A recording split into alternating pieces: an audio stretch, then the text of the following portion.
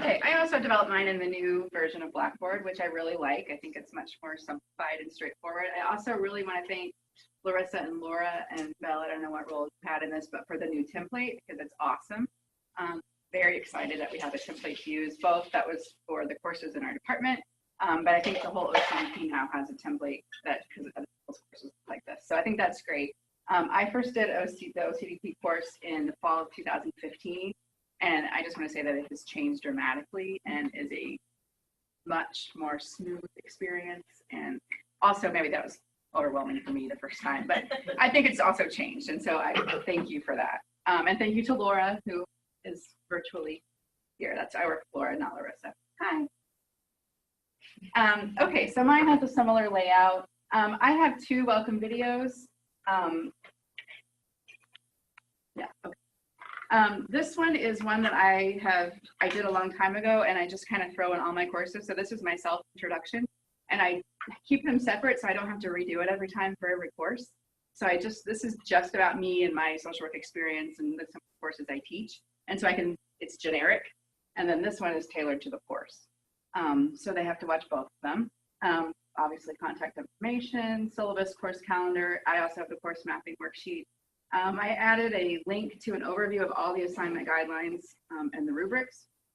And I also have a separate little tab here, which kind of repeats some of this information. Like I think it was David was talking about how it's important to repeat information. So if they don't want to go back to the start here and see those videos again and scroll through everything, they can just come here to find the syllabus, of course, calendar, and then another link to the assignment guidelines and rubrics. So this is something that I've added to all of my courses, even face-to-face courses. I have a section on Blackboard with just an overview of what every assignment is in the course right at the beginning of the semester so that they know what the expectations are. It has due dates. It has, I'll just open one. It has assignment guidelines. Here's what's expected. This is what you need to do. And it has a grading rubric so that they know how many points it's worth when it's due from the beginning of the semester. Some of them they can go ahead and start working on. Some of them they need more information to start, but at least they know what it is and when it's due. So that's just an overview of all the assignments. The other thing I guess I changed, I use office hours for Zoom, which I don't know if anyone else is doing. I don't find that students access it or use it a lot, but it's here if people want to. I think I've had 2 students actually contact me to use Zoom. How do they do that? Do you get is it like Skype where you just sign on and you get a ring? And yeah, so you just click a link. During my actual office hour, not during summer because I'm not holding set office hours during this course, it's just by appointment. But during the semester, during my actual office hours, if somebody clicks into my Zoom meeting link, I get an email pop up and I can click in there automatically. No one ever does that, but I can. I tested it with Veronica. I made sure it worked. Otherwise, they have to email me, and Larissa set this up so they can automatically just click on this and send me an email and say, I want to meet tomorrow at 2. And then I email them back. And then when that time comes, we both log in. So they can't just click here any time of day and I will pop up. Yeah, watch and see what's going on. Right. They can click there anytime, but I will pop up. So the weekly content, I have a very similar structure. This is kind of an overview of what we're covering. The course objectives, here's their to-do list for the week, and the alignment with weekly objectives. And then the weekly objectives are aligned with course objectives. I also have a voice thread every week, which is me talking, kind of covering the major points from the week or the major concepts, things that we're covering. Yeah. I also did just voice. I have some videos where it's actually me, a video of me, and my welcome video is actually obviously my face. But most of the time I just do a voice. I also find it distracting to see it ahead sometimes. I know you can minimize it, but I just do most of it. Let's see. So I did pull in, we got rid of the textbook for this course. I've kind of struggled with the textbook for a while and slowly used less and less of it in the face-to-face version. And so when we were redesigning this into a 5-week course, I decided to just get rid of the textbook. So I do pull in a lot of outside other materials. I've got some YouTube videos and some outside links. that I ask them to watch. And then each week they're also required, in addition to watching my voice thread, they're also required to participate in a voice thread discussion. So they'll have to click through here, and it's an actual assignment in voice thread that will come up in the Blackboard gradebook. So that's where they have to kind of do this extra login step to get to it. So there's usually 2 or 3 slides that just ask them to respond to questions. And the reason I did this, it was either this or a discussion board, and I promised Laura that this time I would try the voice thread discussion as opposed to a straight discussion board. But the reason I did this is because a lot of the learning in this class for the face-to-face course is through discussion. It's human diversity and social work practice. So we're talking about cultural competence, so self-awareness, using your own lived experience, comparing that to others. So that's really important to have people connect with each other and talk with each other. One of the other things that's a little challenging for this class is that I like to pull in kind of current events that relate and talk about them. So the most recent incident that we talked about in class on Monday was the Starbucks arrest of the 2 African-American men where the police were called when they were sitting in the Starbucks. So we talked about that. Why does that matter? What does that say about people working at Starbucks, the people who were there observing, who were questioning, what did they do? Why are they being arrested? We talk about that and kind of process that in terms of cultural diversity and awareness. And what if you were working with one of those guys was your client? So what would that mean? So I tried to figure out a way to do that online. And so that's where we got to voice thread discussions.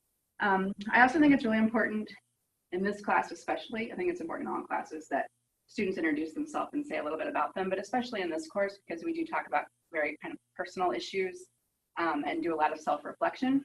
So I asked them in their self-introduction to do kind of the general, tell us about yourself. But then I asked them to share something from the Respectful Model handout, which I'll show you in just a second.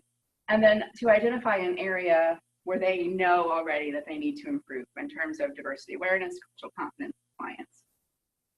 And so I think that's hopefully will be a way to kind of break the ice and not only get to them to know each other, just names and who they are, but a little bit about themselves.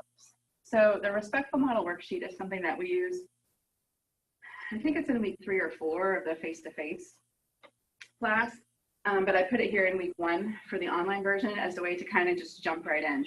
So I'm asking them to fill this out, and they are not sharing this with anybody. This is just for them to reflect on. So the Respectful Model, each letter of the word respectful stands for sort of an aspect of diversity.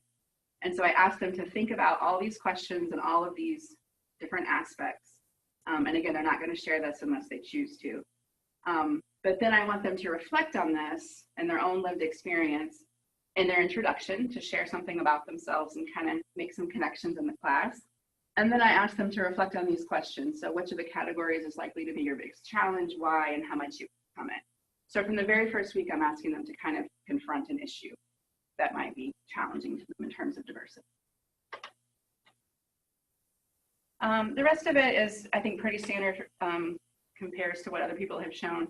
The other thing I did, so one of my biggest challenges, I guess, if I reflect back on what I learned or my perspective, I always underestimate how much time it's going to take me to do this, always. I had taught this class 3 times. I taught it last summer as a hybrid, and I thought it's going to be really easy to put it together as an online class for 5 weeks, and it was not. It took way more time, probably more time than it should have, but it took a lot more time because I had so much information from the 16-week course that I then had to condense into a 5-week version. So every week I do have an optional materials folder, and this is just stuff that I usually do or show, and we just didn't have time. We don't have before. So I picked kind of the best things and put them in the optional materials course. I think the only other thing I added to the sort of template here is this, what I call the student lounge. So this is, we have a lobby outside our department, and a lot of times students are just kind of out there chatting. And in the beginning and the end of class, they can, ask questions or talk, and they can't do that in an online class.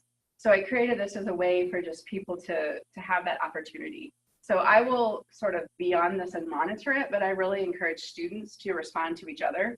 So if they have a question about an assignment or something they don't understand in the class, I ask them to post it here. If they have something, they want to ask Becca Neal from the library, or if they just have a general question about the field, just another way for students to kind of interact.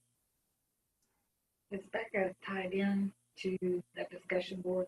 library question? Yes. And that was magically Uh-huh. created? Uh-huh. Okay. I'll follow up on that. You also have presentations. I will follow up on Matt. What's that, Laura? Student presentations on week 5. Oh yeah, student Nice. presentation. So they do a also in the big course, I have them pick a special population, and they do a presentation on. They kind of talk about the literature regarding practice with that population, and they do basically a best practices presentation. So this is in week 5. Because it is, a shortened timeline, they'll need to start this from the very beginning. But Laura so nicely put in this how to create your own voice thread, so kind of tutorials. And then there's a thread box here for them to submit their presentations. And then every student will need to watch 2 of their peers' presentations and do an evaluation down here.